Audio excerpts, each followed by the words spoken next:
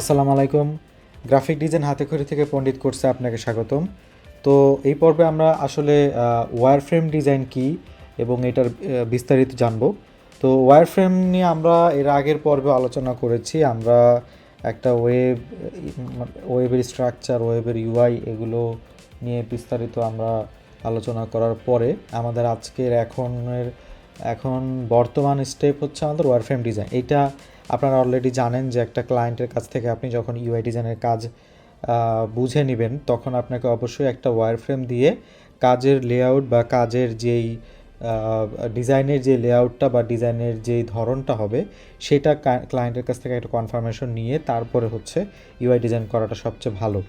Otherwise আপনি যদি ক্লায়েন্টের কাছ থেকে জাস্ট একটা লোগো বা ইনফরমেশন নিয়ে পুরো ইউআই ডিজাইন করে দিয়ে দিলেন, তারপরে ক্লায়েন্ট বলল যে না এটা তো আমার চলবে না বা এটা আমার পছন্দ হয়নি, তাহলে আপনার পুরো ডিজাইনটা আবার করা লাগবে। সো এটা অবশ্যই মাথায় রাখবেন যে ক্লায়েন্টের কাছ থেকে কাজ বুঝে নেওয়ার পরে একটা রাফ ওয়্যারফ্রেম ডিজাইন করে সেইটার একটা কনফার্মেশন নিয়ে তারপরে মুভ করা। ওকে, পিএইচডি টেমপ্লেট ডিজাইন করার জন্য। তো আমরা আজকে একটু ওয়্যারফ্রেম ডিজাইন নিয়ে আলোচনা করব, কী জিনিস কিভাবে করে বা কিভাবে হয় এটা একটু দেখব। ওকে, সো বেসিক্যালি আমি আপনাদের একটু বুঝাই। ওয়্যারফ্রেম হচ্ছে জাস্ট একটা ড্রাফট, সোজা কথা একটা ড্রাফট। আমরা অনেক সময় কোনো কিছু পড়ালেখার সময় বা কোনো মিটিংয়ের সময় বা কোনো কিছু আইডিয়া জেনারেট করার সময়, বিশেষ করে লোগো ডিজাইন বা এই ধরনের কিছু, আমরা কি করি, আমরা হচ্ছে একটা রাফ কাগজে একটা পেন্সিল দিয়ে ড্র করি বা চেষ্টা করি একটা আইডিয়া জেনারেট করার জন্য। এইটাই একটা স্কেচ বলি, বা এইটাই অ্যাকচুয়ালি ওয়্যারফ্রেম বা ড্রাফট, মানে সিমিলার ওয়ার্ডগুলো। ওকে, সো আমি যদি আপনাদের একটু দেখাই যে অনেক রকমের, যেমন আমি দেখাই হ্যান্ড ড্রন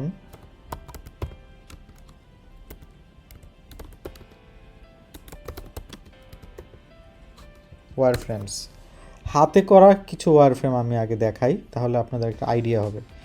যেমন এইটা দেখাইতে পারি। এইটা একটা ওয়েবসাইটের একটা মানে লেআউটটা, ওয়্যারফ্রেমটা হাতে করা। দেখেন জাস্ট একটা কাগজে হচ্ছে মানে ড্র করছে রাফ, যে এইখানে লোগো হবে, এইখানে সোশ্যাল মিডিয়া আইকন হবে, এইখানে একটা অ্যাডের স্পেস হবে, এইখানে একটা চ্যাট বক্স থাকবে, এইখানে একটা ভিডিও থাকবে, এইখানে হচ্ছে আরও কিছু ইনফরমেশন, এইখানে কিছু অ্যাড, এইখানে হচ্ছে ফুটার। তো এরকম একটা রাফ আইডিয়া জেনারেট করে নেওয়া। এটা জেনারেট করে নিলে কি হয়, ক্লায়েন্টকে আপনি এটা দেখালেন যে আচ্ছা আপনার ডিজাইনের জন্য আমি এইরকম লেআউটের কথা ভাবছি, এখানে ভিডিও দিতে চাচ্ছি, এখানে একটা চ্যাট বক্স, এখানে একটা অ্যাড বক্স, এখানে এগুলো। এখন আপনার কি এই লেআউটে বা এইটাতে আপনার কোনো ফিডব্যাক বা রিভিউ বা ইনপুট আছে কি না? তখন ক্লায়েন্ট যদি মনে করে যে না আমার এখানে ভিডিও আমি চাচ্ছি না, আমি চাচ্ছি এখানে জাস্ট একটা ইমেজ থাকুক, তখন আপনি এখানে ভিডিওটা ক্যান্সেল করে ইমেজের লিখে দিলেন যে ইমেজ হবে এখানে, বা এখানে একটা আপনি ইমেজের সাইন তখন দিয়ে দিলেন। আবার যদি বলে যে না এখানে আমি অ্যাড দিতে চাচ্ছি না, অ্যাড হবে শুধু নিচে, এইখানে আমার পুরোটা জুড়েই চ্যাট বক্স থাকবে, তখন আপনি এখানে কনফার্ম করে নিলেন। বিষয়টা হচ্ছে এই কারণেই, কারণ আপনি এইগুলো কনফার্ম করে নিলে তখন আপনি এইটার পুরো কমপ্লিট ডিজাইন যখন করবেন আপনার জন্য ইজি হবে, ক্লায়েন্টের জন্য ইজি হবে, পুরো প্রজেক্টটা তখন স্মুথলি রান করতে পারবেন। ওকে, কোনো কনফিউশন থাকবে না। এইটা আপনি ওয়্যারফ্রেম আপনি ইলাস্ট্রেটরে করতে পারেন, ওয়্যারফ্রেম আপনি মাইক্রোসফটের যে পেইন্ট টুল সেটা দিয়ে করতে পারেন, আপনি চাইলে ফটোশপে করতে পারেন, বললাম তো একটু আগে যে ইলাস্ট্রেটরও করতে পারেন, যে কোনো সফটওয়্যারে আপনি কাগজে কলমেও করতে পারেন। জাস্ট একটা রাফ একটা মানে লেআউট তৈরি করে নেওয়া, যে কোথায় কি হবে, কিভাবে আপনার সাইটটার স্ট্রাকচার হবে, এইটা দেখানো, জাস্ট এটা তৈরি করা। আরও কিছু এরকম দেখলে আমরা বুঝতে পারবো। যেমন এটা দেখেন, এটা একটা ক্যাপিটাল ফার্মের মেবি ওয়েবসাইট। এখানে ফার্স্টে একটা ইমেজ থাকবে উপরে, এই যে এখানে লিখে দিছে, তারপরে এখানে লোগোটা থাকবে, এইখানে হচ্ছে মানে নাম থাকবে, টাইটেল, এখানে ছবি থাকবে, এখানে কিছু টেক্সট, এখানে আবার একটা ছবি, এখানে টাইটেল, এখানে কিছু টেক্সট। ডান পাশেও আমরা এরকম দেখতে পাচ্ছি। সো এইটা অ্যাকচুয়ালি যেটা বারবার বলছি, এটা একটা লেআউট। এই যে দেখেন এখানে অনেকে এইভাবেও করে, আপনি এভাবে আপনার সাইন পেন থাকলে এইভাবে আপনি তৈরি করতে পারলেন, জাস্ট একটা লেআউট আপনি রেডি করে নিলেন।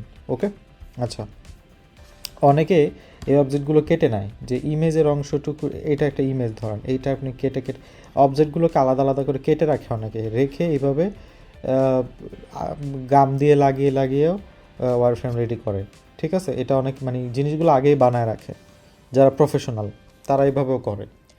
হোয়াট এভার ইউ ডু, মানে যে কোনো ওয়েতে আপনি করেন না কেন, এইটা অ্যাকচুয়ালি জাস্ট আপনার ড্রাফটটা তৈরি করে নেওয়া। আমি এখন এই হ্যান্ড ড্রনটা তুলে দিচ্ছি। আমি এবার যদি শুধু ওয়্যারফ্রেম ওয়েবসাইট ওয়্যারফ্রেম ডিজাইন লিখে সার্চ করি, দেখেন এই যে এটা কিন্তু হাতের করা না, এটা ফটোশপে বা ইলাস্ট্রেটরে করা। এটা আপনি ইলাস্ট্রেটরে করতে পারেন, তাই না? এটা খুবই সিম্পল, জাস্ট লেআউটটা আপনি কীভাবে হবে তৈরি করে নিলেন, পরে আপনি এটাকে লাইফ দিবেন, কালার, তারপরে ইমেজ বা অ্যাকচুয়াল টেক্সট বা এগুলো বসাবেন। অ্যাকচুয়ালি ওয়্যারফ্রেমে টেক্সট দিতে হয় না, ওয়্যারফ্রেমে টেক্সট ছাড়াই করে, বা অনেকে চাইলে টেক্সট দেয়, যেমন এটা ফটোশপে করার জন্য বা ইলাস্ট্রেটরে যদি করেন আপনি জাস্ট একটা বক্স টানলেই টেক্সট চলে আসে।